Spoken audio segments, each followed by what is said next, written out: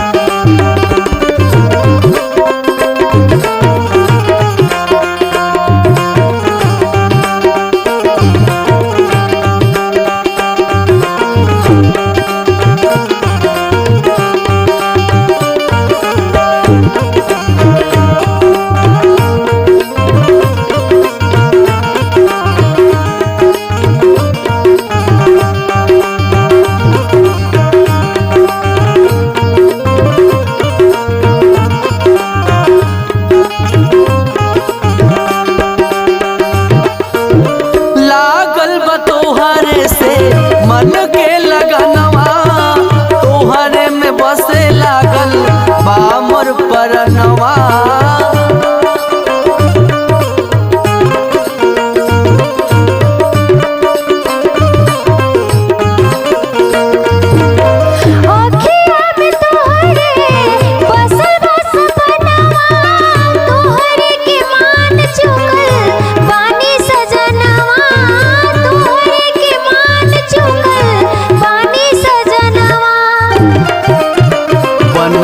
रसीली रस गईलू तू,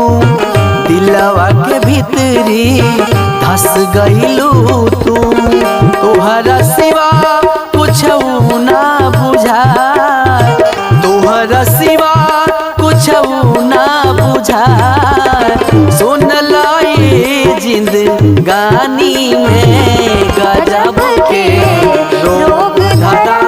दिहला हमके जवानी में, गजब के रोग धरा दिहला ये राजा हमके जवानी में।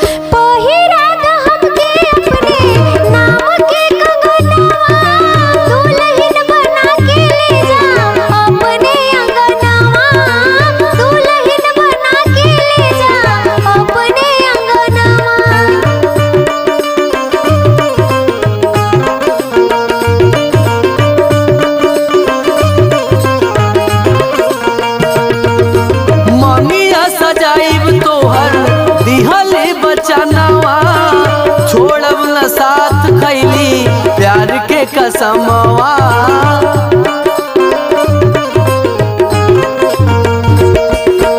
कहिले कसम से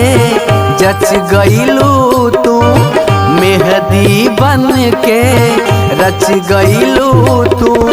कहियल सपना देबू पूरा बोला प्रेम कहानी में गजब के रोग धरा दिहला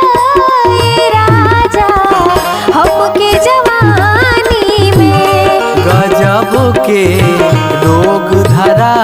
दिहलू ए रानी हमके जवानी में।